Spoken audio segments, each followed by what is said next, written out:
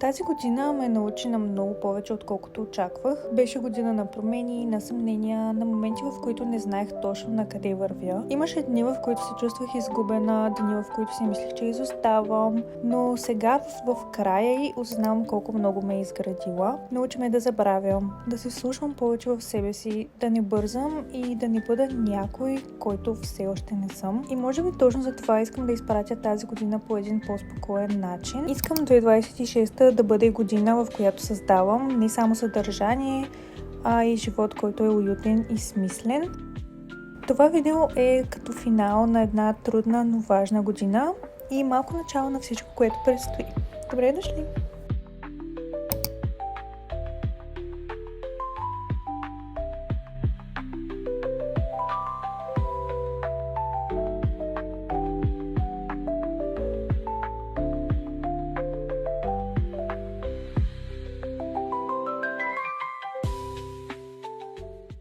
Здравейте хора и добре дошли обратно в моят канал.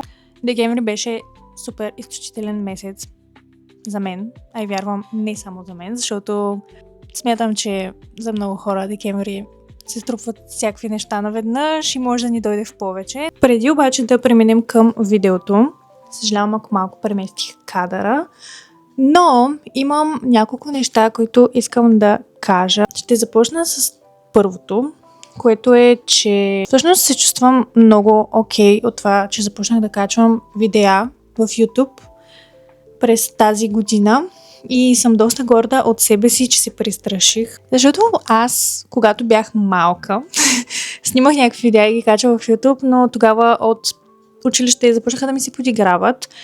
И може би не е трябвало, но спрях да качвам, изтрих си всички стари видеа и просто се отказах от тази моя мечта. И съм била точно този приятел, който е с телефона и снима каквото и да е. Дори да е някоя снимка, дори да е видео, просто винаги съм обичала да запазвам моментите, защото не знам, това е просто част от мен. Аз обичам да снимам и това винаги е било така. Да си бях сложила като цел за 2025 да започна все пак да ги качвам тези неща, не просто да ми стоят в телефона. И така, лека по лека, стъпка по стъпка, вече съм качила няколко видеа и може да не са перфектни, те не са перфектни, но са си мои. И са нещо, което съм отделила време и съм се постарала за това нещо, така че за всички, които сте ги гледали, съм страшно благодарна и се надявам да ви харесват и ако ви харесват, може да ми напишете коментар, защото много ги оценявам и наистина значат много за мен. Просто не можете да си представите всъщност колко много значи това нещо. За мен някой да отдели от времето си, да ми напише коментар или някоя хубава дума или дори просто да ми хареса видеото. Наистина много го оценявам. Освен, че започнах да качвам видеа, направих и друго нещо. И то е, че създадох свой малък бизнес, а именно за 3D стикери. Това е част от колекциите ми. Тези 3D стикери всъщност са перфектният подарък и перфектният като цяло аксесуар, защото стоят супер яко и може да си декорирате собствените телефони, лаптопи, таблети и всичко, което се сетите. Буквално тези стикери се лепят на всичко. И е супер сладък детайл. Аз наистина съм обсебена от тях. Ще ви оставя линк и името на страничката ми, а именно 3D Stickers Manifesto. Идеята на тези стикери е, че когато ги гледаш, понеже те са такъв тип стикери за манифестиране, такива с които можеш да сбъднеш мечтите си, защото каквото и да си говорим, когато ги гледаш всеки ден, те подсъзнателно те карат да бъдеш по-добра версия на себе си. И са супер шик, супер сладки. Всичките ми приятелки вече имат такива. Ако и вие искате такива, можете да си вземете от линкът в описанието ми. Може да пишете и ще ви отговоря и може да си купите. Та стига вече толкова плямпане. Можем да преминаваме към останалата част от влога. Така, започваме с нашия Vision Board. Покажи си твоите. Да. Не са на листи. Ще грежа.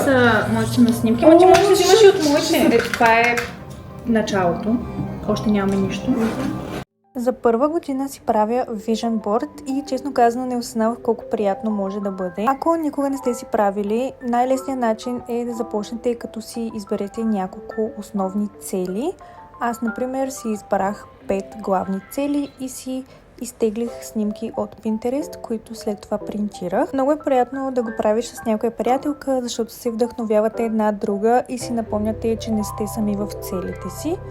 За мен Vision Board-ът не е списък с задачи, а е напомняне за това как искам да живея и целите, които си поставям. Мисля, че е много сладко занимание и ви го препоръчвам. Ще ви трябват няколко снимки или изрезки от списания, ножица, лепило или тиксо, лист или картон и ако искате рамка, за да си го сложите на видимо място.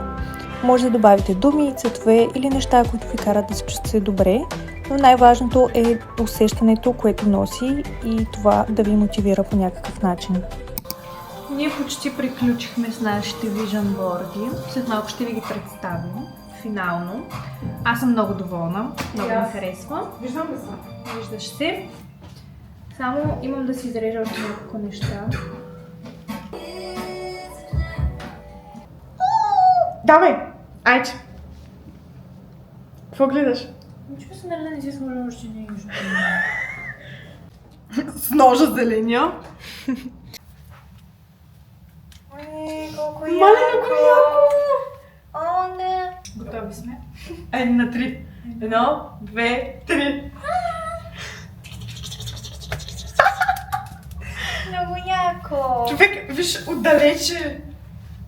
Но Аз се ще го сложа. Къде? Както ми е леглото, Отгоре, да. И аз сега там го Много яко. позиционирам. Това е моят готов Vision Board. Много ми харесва. Това е на Алексия. О, зъбите. Тоби! Тоби!